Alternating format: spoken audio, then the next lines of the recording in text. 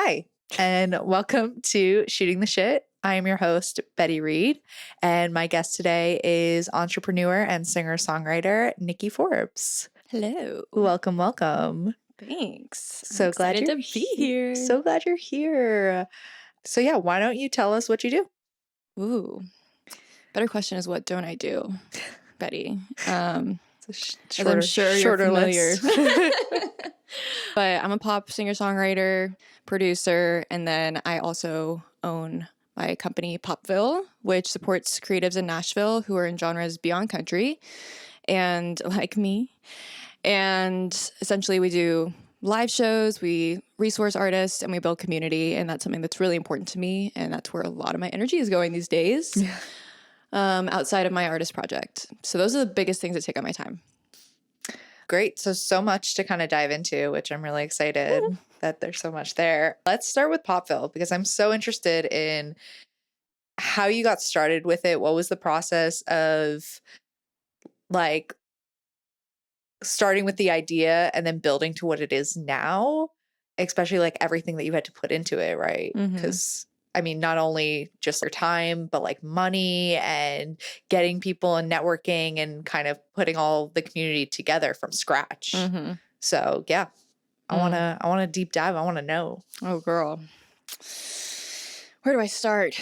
Well, Popville originally started as a pop showcase in my mind that I was like, I go to all these showcases, but like I never really find like a lot of really cool pop artists. Or, you know, when I do go, like there might be like one, or in a writer's round, there's like one out of like 18 who like actually make music that I listen to a lot. And it's like I love my country music friends and, you know, support what they're doing, but they already have such a strong framework in Nashville that I really wanted to build a foundation and build a community around people who don't fit into that and who aren't necessarily celebrated in those spaces, like me. And so, you know, I kind of built this for myself as much as it is for everyone else because I really craved that community. And, you know, I really wanted to streamline the process of people making friends and finding people who really get them, because I was finding that I was playing all the rounds in town. I was meeting people, networking, getting coffee, like all the things, but I wasn't really connecting with a ton of them because I would be in these rounds and I would, you know, country music. Here's my pop song, guys. Yep. Hi, my name is Nikki Forbes, and I'm a pop singer-songwriter. And it's like, and people are like, cool. I mean, but why are you here? But I was tolerated in a lot of spaces, but I was not celebrated. And I wanted to create a space where everyone who walks in that door is going to be celebrated for what they're doing and not just tolerated, because it's not a great feeling to feel like people don't really want you around. And I was in those spaces a lot because I didn't mind it, because I was like, I'm confident in what I'm doing and I know that I'm bringing value and this is a great experience or whatever. Met tons of awesome people that way, and collaborators even in the country realm. But I really felt passionate about creating a community and kind of like a magnet, because I was meeting people all over town here and there who were like, oh, I do, you know, R&B, or I do soul, or, you know, I do like folk Americana, but it's not quite country, or I do rock or hip hop or whatever. And they're like, I haven't really found my people. And I was like, girl, me too. Yeah. Let's fix that. And so after being here almost 3 years, I was like, well, either I'm going to do this or we're going to be without, because there are a few communities around town that are supporting these artists and people who are doing things that are other than country, and love them, support them 100%. And I'm really glad that they are here, but they weren't really meeting consistently. And they were very hard to find or figure out, when are they meeting? How can I connect? How can I get involved? And it wasn't really a very clear entry point. So in my own experience of being in the community and deep diving, I wanted to figure out how can I make this easier and more approachable for people, because I want people when they walk into a Popville show to feel that warmth and to feel like, oh, like I might be unfamiliar at first, but people are greeting me at the door. People are asking me questions. They're inviting me to sit with them. Like, these are the things that make people want to stay. Because as much as people might love our mission, if they don't feel welcome, that is going to be the determining factor of whether they come back. Yep. And I think it's really important, as this dream has developed, that the heart stays the same of like, this is to serve the artist. This is to serve the creative. And as far as like the money thing, like everything has come out of my own pocket. And we're 10 months in, and I am so grateful and I feel so blessed to be able to do this. But it has made me want to quit music several times, or at least quit the company, because being an entrepreneur is not for the faint of heart. Like, doing this yourself, and artists get it. Like, artists are entrepreneurs, you know? You listening to this, I bet you're an artist, or I bet you're creative. You are an entrepreneur and you own a business, whether you think you do or not. And it's time to start treating it like that, while also keeping the heart alive, because this business can be so soul-sucking. Oh my God. Yeah. And it is so difficult to maintain your like sense of self when everyone is like yelling at you, like, be this, be that, don't do this, do that, just kidding, also do that. It's like all these contradicting ideas, and you're like, I don't know who to listen to. There's so much noise. And really the biggest thing is you got to be yourself, right? And I know so many artists in Nashville who have changed their genre to fit in here. Yep. Who came here to be a pop artist, who came here to be a rock artist, and they turned into a country artist to fit the mold and make money. Yeah. Right? Which especially makes like, sense. Yeah. I mean, I get it. And I think that's like a lot of that we struggle with is, well, we need money in this, so we have to kind of make music that isn't particularly resonant with us, but will sell, which can be fun. Like, it can definitely be super fun to make, even if it's not exactly who you are. But I did notice that a lot, especially in the beginning when I was looking for places to play, most of them were like, they need to be country songs. You need to be a country, you know. I'm like, well, none of my songs. I think I do have one or two country songs that I love, but I'm not going to like play around just to play those songs. Right. Especially if it feels inauthentic. Yeah. You know, when you're playing this and you're like, I don't feel like myself, or like I'm really like showing people what makes me different. And I mean, I've done country music here, like not specifically as an artist, but I've written country music and I've played on Broadway and I've had to learn hundreds of country songs, and you know, and there's value in that for sure. And I'm really glad that I had those experiences. But as I've grown here, I've realized that is not feeding my soul. That is not making me feel alive. That's not making me feel excited. And for some people it does. And that's great. I don't want to take up space for them to do that here. Yeah. Especially, you know? when that's them. That's where they thrive and stuff like that. And you're trying to fit yourself in there. And it's like, well, why are you taking up the voice that I truly want to be here and you truly don't, you know? And I totally get that. And I'm like, I want to be in the space that I feel like is my space, but also the people that relate see that too, right? They can see either the audience or other, you know, people, singer-songwriters can see if you enjoy what you're doing or not. Yeah. It really shows. I mean, it's clear. People are more intuitive than we give them credit for. Like, even through the screen, people can tell if you're being real or not. Yeah.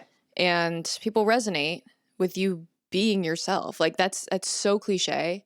But when you truly just show up and you're like, I'm goofy, I'm silly, I make mistakes, like, I'm excited about this, I hate this, like, just being real and being like, I'm a human. Like, it was really hard for me to get out of the house today. People relate to that because it's real.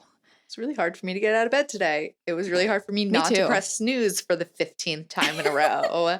And then there's also just like doing. And it feels great, and it also is exhausting. And then once you have like that small break, you're like, you realized how much you just put into something because of how exhausted you are, because you didn't take those breaks in between. The crash just becomes 20 times worse than it ever needed to be, because you just went and went and went and went. But sometimes I feel like don't have a choice. I mean, that is such a counter industry thing, where the music industry specifically like rewards burnout. And it's very scary how this is becoming so normalized, of the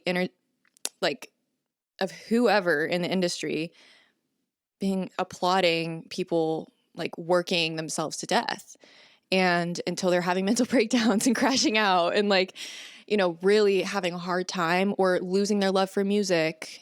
Yeah. That happened to me. And I can tell you, I have burned out several times since being here for different reasons. But being an artist and being an entrepreneur is not for the faint of heart. Doing this thing and grinding and like putting in the work, especially on the front end, it's such an investment financially, with your energy, with your mental health. Like, that is so underappreciated of what artists sacrifice to do what they're doing. And with the side jobs and stuff, like, that's so important, but it's just as exhausting, and it's adding more and more and more to the plate, that without giving yourself grace and time to be and like process and think and like have days for yourself and like get outside and like drink water, like move your body, even if it's like a little baby hot girl walk. Like, these are things that have seriously changed the game for me. It sounds stupid, but it's the little things that add up, because it can feel so overwhelming being like, oh my God, like I need to get my life together. And you're like, my life? Like, that is a huge thing.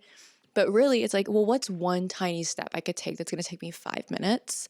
And that's how I've kind of been able to take steps out of that.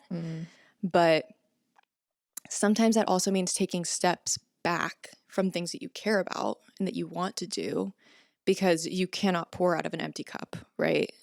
Like, That's great. That's a great saying. That is literally impossible, you know? And it comes from what is pouring into you. And like, for me, like, that's my relationship with God. Like, that is so important to me. And that's something that fills me up. And like, being with my community and hanging out with my friends and talking to my family and, you know, remembering that I am not in this life alone and that there is always hope. Like, those are things that are so crucial to me foundationally, that for some odd reason, as a human, I can just forget. Yep.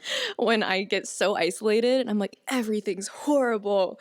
And Yep. it's that one track I don't want to do mind. anything. It's like the black or white kind of thinking. And, you know, these, what are they called? Oh my gosh, I'm going to have to think about this. There's a book, and I'm going to send you the link to it. Okay. But it's called When Panic Attacks.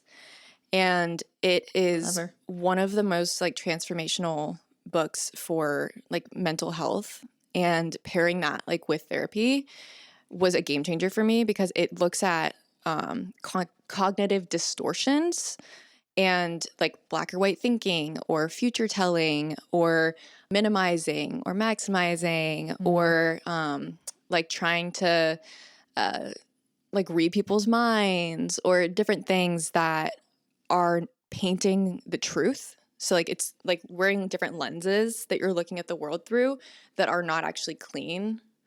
And you're seeing things in a way that's distorted from reality, and it enhances these like really big emotions, right? And the emotions are okay. Emotions are just there. They don't mean anything about you. And that's something I've been learning in therapy, is that I am not how I feel. And that is huge. And it makes sense on a foundational level. You're like, of course not. They're just feelings. But it's like, no, like, I am actually a whole, worthy, valuable being, regardless of what I do, don't do, say, don't say. Like, you are a human, therefore you have innate value. And that was something when I first went into therapy, I was like, so like I know that's true, but I do not believe that's true. And that's like really sad, but it's something that I've really had to learn and give myself self-compassion and like learn how to be more gentle with myself, and like, especially in my brain, and like going back to kind of the outer world of being in this creative industry is constantly bombarded into our brain of like, you're not working hard enough. Like, if you're not successful, it's because you're not grinding. And it's like, there are so many more factors that you are not considering right now.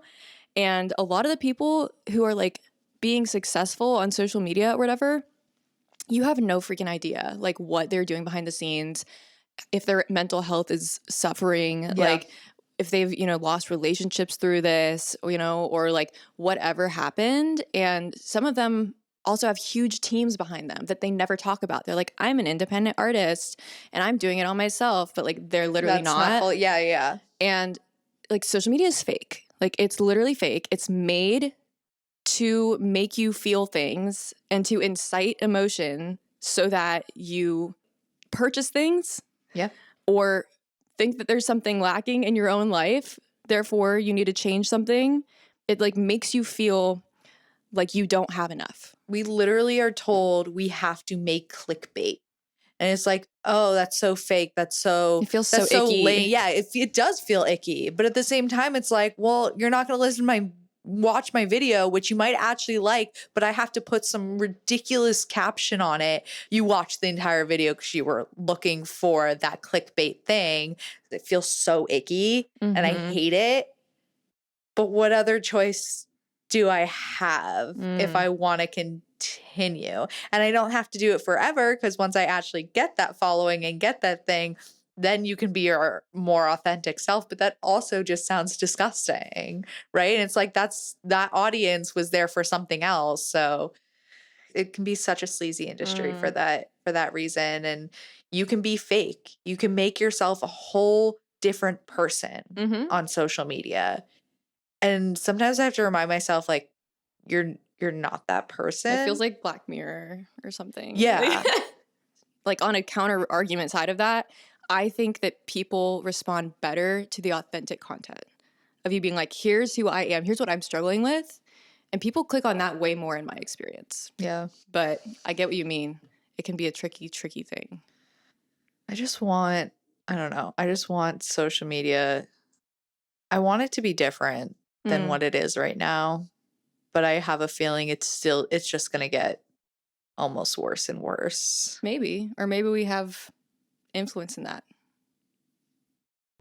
All right. I would like to talk about how we met. Okay. Because you weren't in Nashville yet, right? I was living here, but I was still in college. So I was here for the summer. I was doing an internship at a recording studio. Okay. Because it's 2021, right? Yeah. I think a lot of people lost a lot of money on that gig that we did. And I think everybody did. I don't think there's one person. I sold all of my tickets and I still lost money.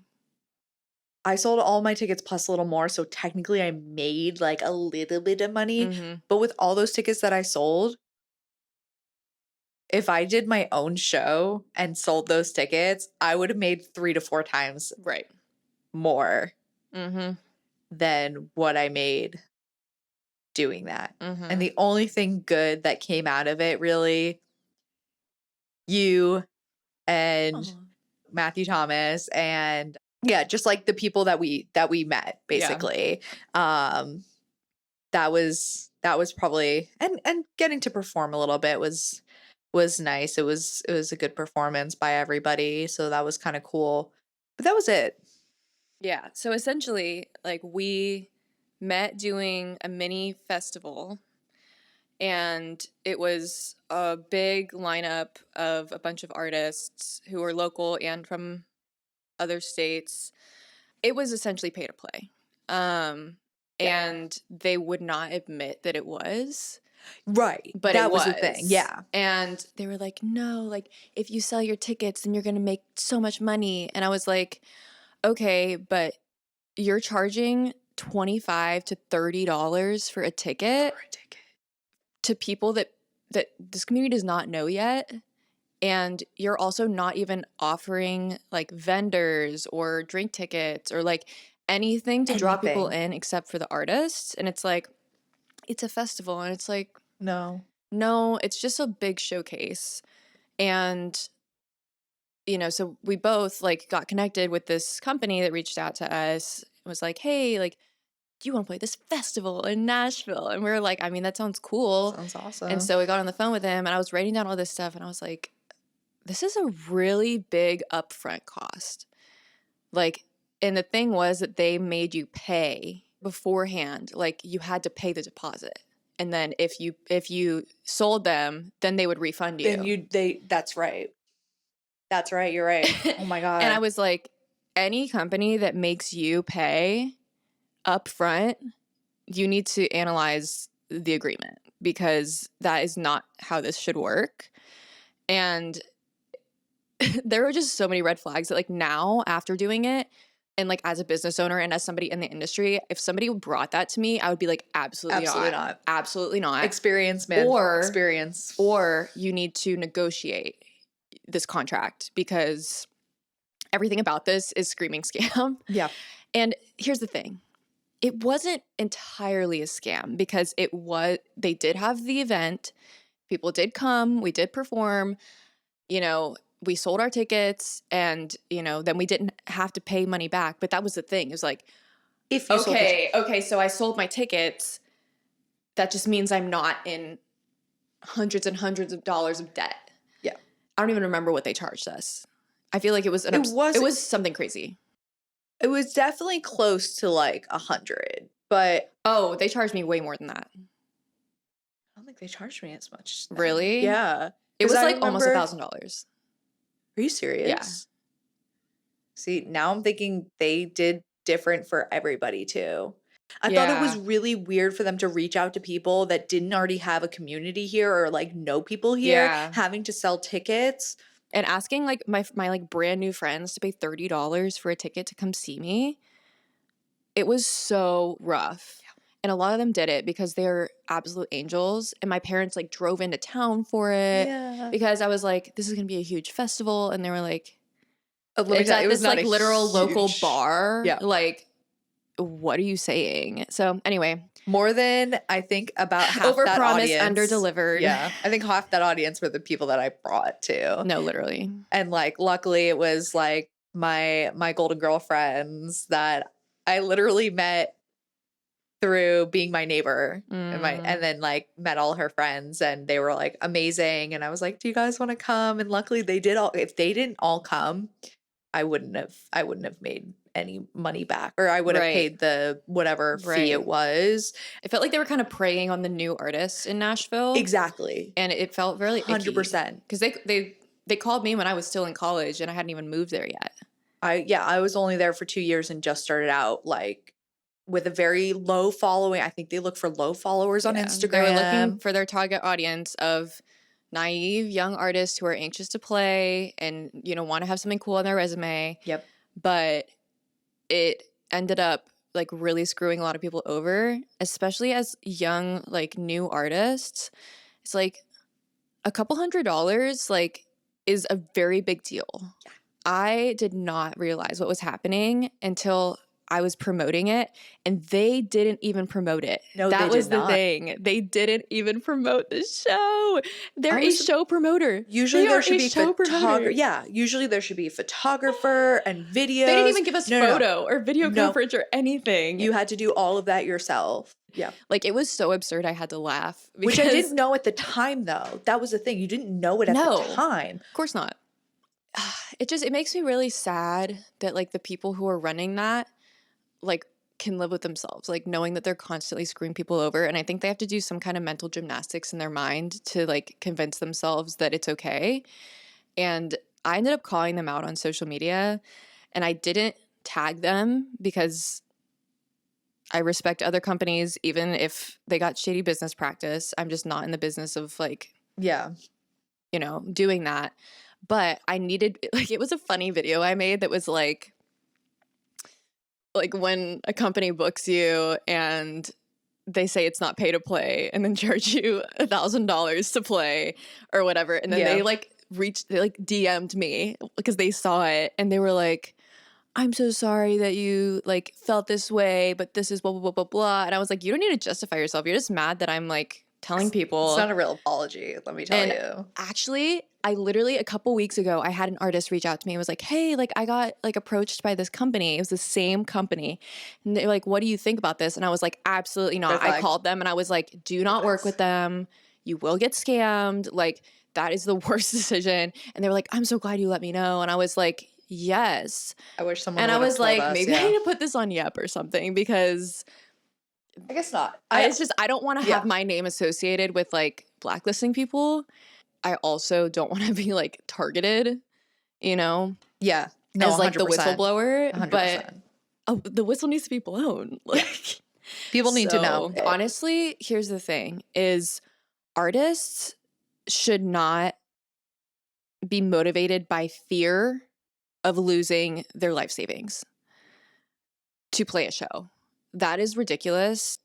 It just makes me so sad that was the case. Is I was completely motivated by like, I will be broke if I do not sell these tickets, instead of like, I'm really excited about this show. Here's all the value that it's adding. Like, you know, you can meet so many friends there. It's a networking opportunity. Like all these cool things. Like there's a drink special. Like after I've done all these events, I'm like, you guys literally could have offered so much more and it wouldn't have cost you anything.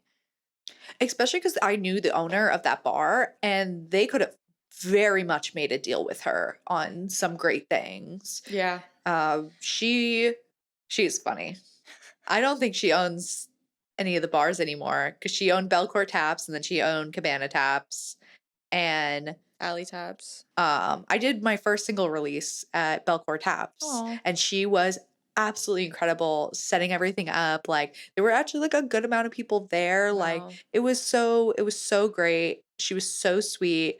I loved going to Belcourt Taps. I mean, I miss Belcourt Taps. I love Belcourt. Everyone misses Belcourt Taps. And that honestly, that was part of the motivation for me starting Popville is I was like, after Belcourt dissolved, everyone was just like lost in the abyss. They're all like looking for like where to call home. Yeah. And I was like, oh my gosh, I feel that way. Everyone I've talked to has felt that way because they intentionally built a community and everyone who walked in the door felt welcome. And like, that's where I booked my first show. That's where I made all my first friends. That's where I played like all this stuff. And it's like, hello, there's free parking, like cheap drinks, like, you know, all these things that made it what it was, even though it was like a dingy, like freaking gross, so like dive bar. Yeah. But it was the relationships and it was so easy to make friends there because everyone was so eager to be friends. So sweet. And honestly, Belcourt Taps is like almost single-handedly the reason that I stayed in Nashville.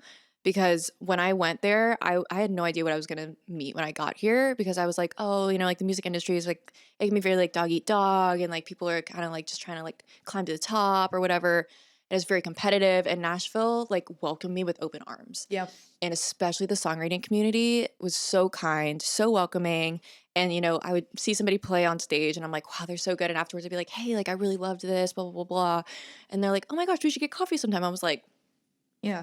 You don't even know me. Or do you want to songwrite sometime? Yeah, like, oh, we should write together sometime. And I was like, just like that? Like, it's that easy? Yeah. And sometimes, yeah. And like in that space, that was such a normal thing.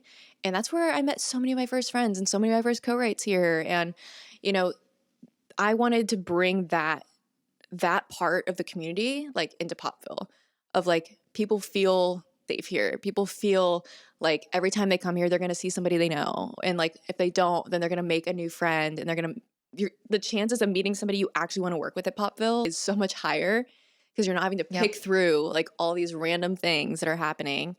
And I'm meeting all these people around town. They're like, oh, I do this like niche subgenre. And and then this person does this niche subgenre. I'm like, oh, have you guys met? And they're like, no. And I'm like, how have you guys not crossed paths? Do the exact same thing. And it's because there's not a place for people to meet. Yep. And I was like, well, we need to fix that because that's the idea. Is you create the magnet and people who want it will come. We've actually written like 2 songs together. How many? Probably more. 3. 4. A few. 20. I don't know. A few. Yeah. Definitely a few. My favorite is the one that we wrote actually when we went to the park. It was just such a nice day, and we just wrote in the park. That was so nice. Hold on. Because you went on a trip to Europe, and so we wrote about. No, it was the worst date I ever had in my life. We wrote about the worst date you had in your life. It was so funny. Oh my gosh. Yes. That was crazy. It was just such a beautiful day, and we were like, next time I won't be so damn polite. Yes. Oh my God.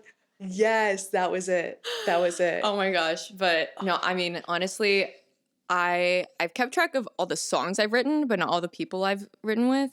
So I'm over 250 songs now because I did the whole 52 songs one year, 104 songs the next year. One of my favorite songs actually came from that too. Really? Stuttering, yes. Oh my gosh. Stuttering. Yes. Saying that we're more than friends. Yeah. Just Oh my gosh. Oh my God, I get so excited when you That's play that song. That's such a sexy, fun song. Dude, that's definitely going to be coming out. I like really want that to come out. But like the focus has not been on artists. Have you ever heard of Lily Allen? Mm-mm. Okay, so definitely look up Lily Allen. She's an amazing artist. She came out with an album back in, it had to be like 2008. I was in middle school. And it was one of my favorite albums. And there's a song on there that reminds me of that. Like it has that like da da da da da da da. And one of her songs absolutely like blew up. So that was the one that everyone knew. But there was a ton of songs on that album that were just absolutely incredible. I'll have and then to look her up. She created a bunch of other songs that did pretty well. And I haven't heard any of her stuff since really.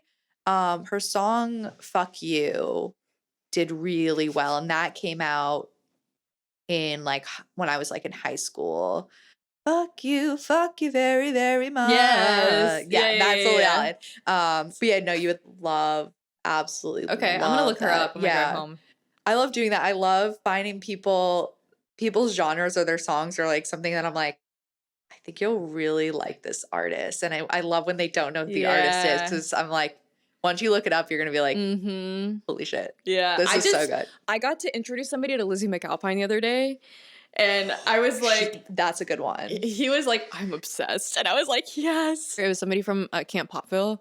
And he was like, oh my gosh. He's like, this is so cool. And we were like analyzing the song together because he's a producer too, but he does very cinematic kind of production stuff. And I was like, you would really like her stuff because it's very lyrically driven, but the production is really intentional.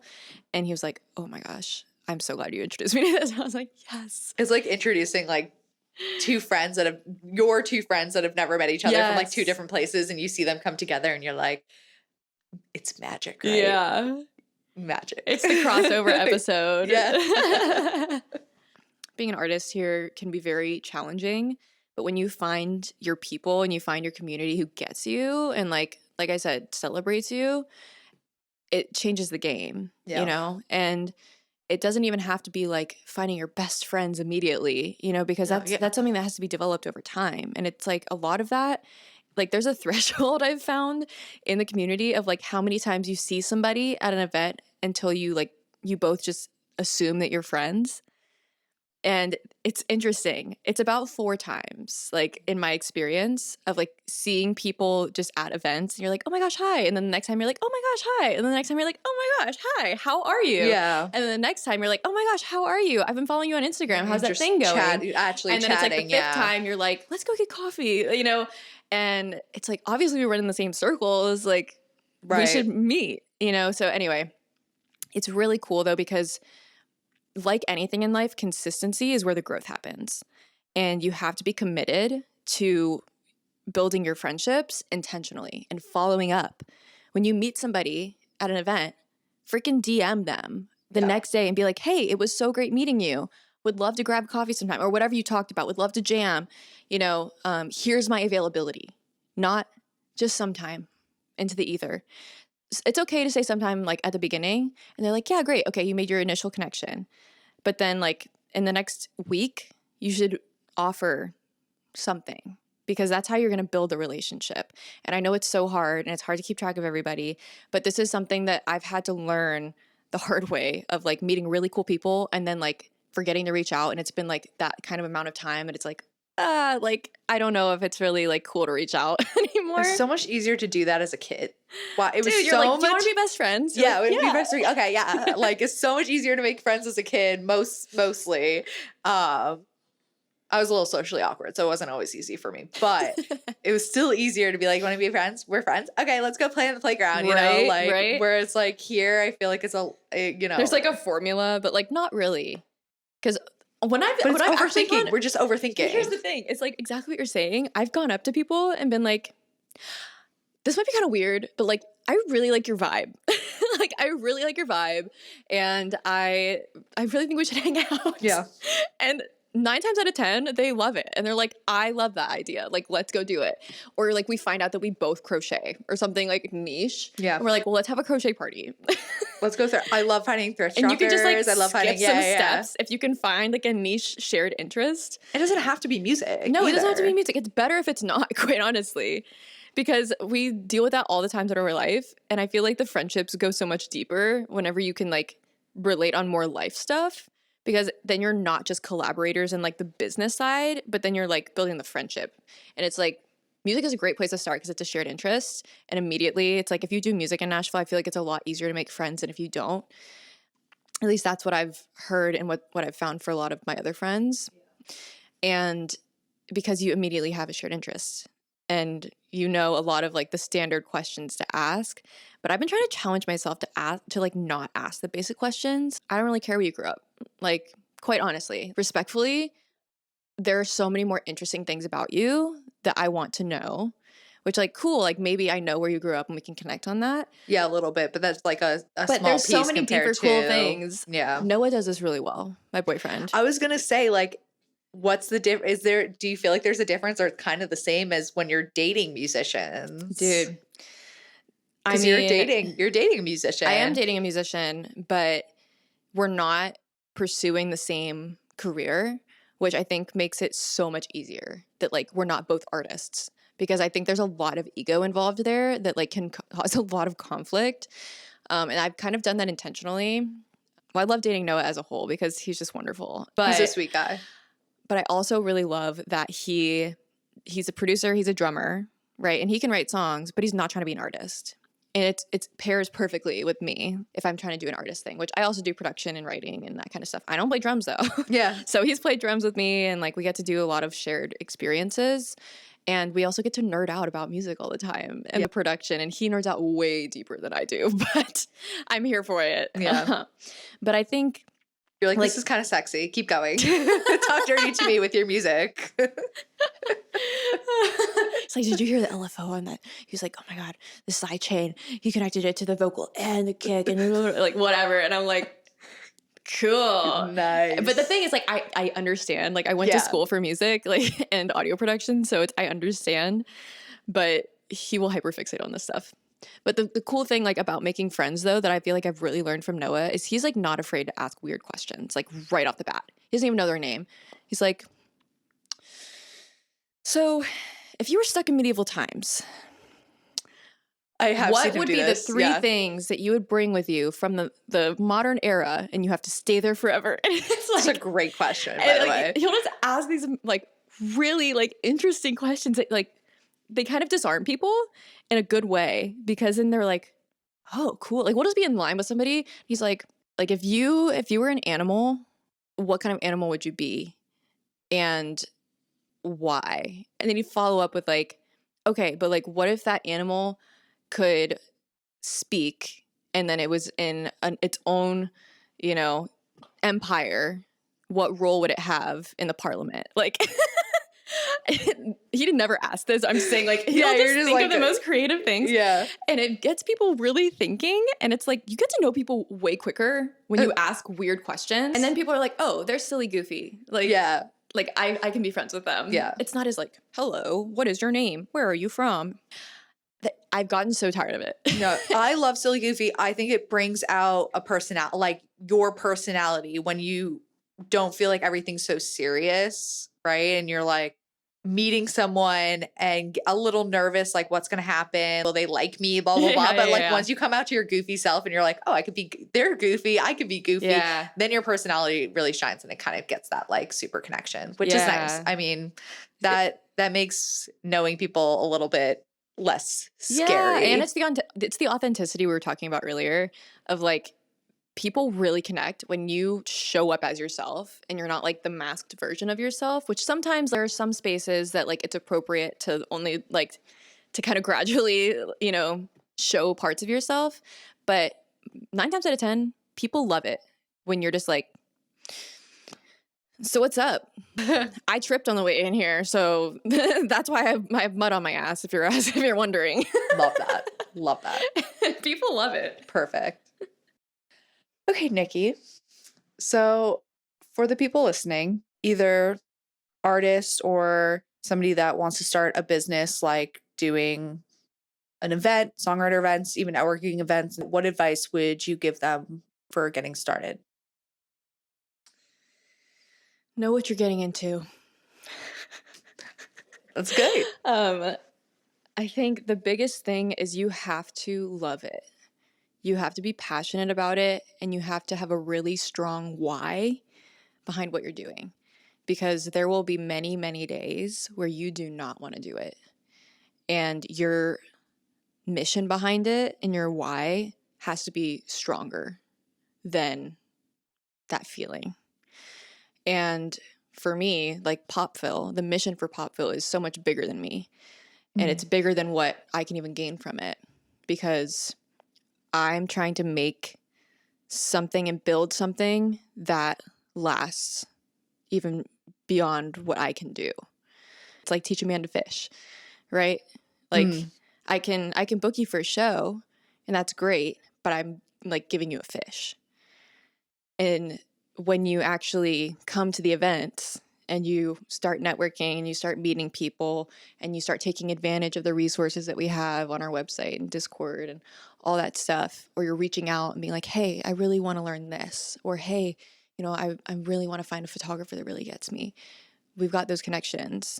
And learning how to book a gig, learning how to be a good collaborator, learning how to make money from your music and register your stuff with the MLC and BMI and all that BS. Yeah. It's like teaching a man to fish, like, or a woman to fish. Yeah. Teaching a person. And I think it's really important to keep that in mind as you're building something. If you want it to be sustainable, is a lot of people in Nashville have mixed reviews about this. But for me, I feel like it's so much more valuable for me to teach you something than for me to just do it for you. And you're going to get more out of it. You're going to learn more, and you're going to take it more seriously because you have something kind of at stake. And as far as songwriter rounds go, artists are flaky. Respectfully. Yeah, I mean, I say it all the time. You have to be prepared for things to go awry. And so you learn that over time. Yeah, prepare for the chaos. But you have to be flexible and ready to make the necessary changes to serve the event and serve the artists who are in it. People will no show, no call. People will cancel. People will, you know, make up crazy excuses. People will be super needy. They'll ask you the weirdest questions, like, and some people will be rude. Some people, you know, will have all these issues, and it's like, okay, this is all learning experience. And regardless of how experienced you are in the industry, you're going to deal with this stuff. Yeah. And like writers rounds, it kind of feels like you're teaching people how to artist.